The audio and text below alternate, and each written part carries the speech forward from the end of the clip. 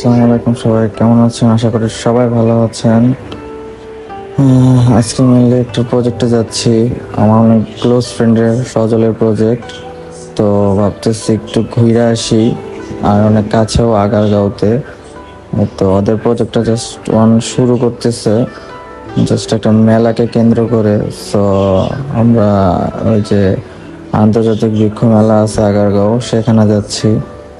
তো প্রজেক্টের মাত্র কাজ শুরু হচ্ছে, প্রজেক্টটা শেষ হলে বৃক্ষ মেলাটা শুরু হবে।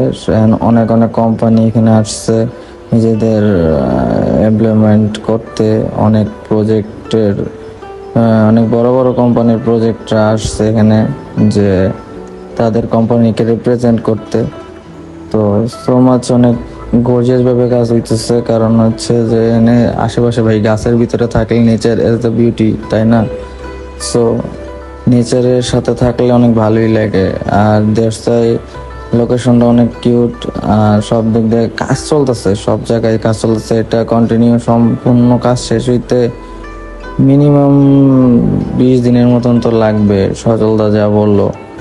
তো এমনি সব গাছ টাছ আনতেছে, যার যে প্রজেক্ট বা যার যে জায়গা, ইন্ডিভিজুয়াল একজনকে একটা জায়গা বুঝিয়ে দেওয়া হয়েছে।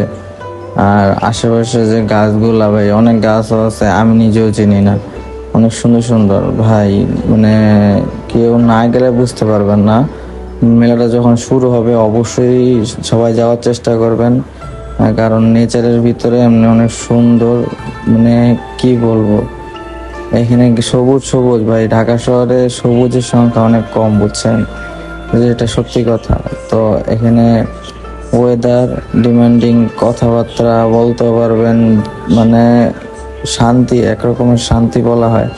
আর অনেক কিছু জানার আছে ভাই, আমরা আসলে নেচার নিয়ে কোনোদিনও কাজ করি না, নেচার নিয়ে ফুরা তুলি না, নেচারের দিকে আমরা কখনোই ফোকাস দিই না। এটা হলো আমাদের মানে ব্যক্তিগতার সমস্যা, ঠিক আছে? নেচার অনেক সুন্দর একটা জিনিস, আর অনেক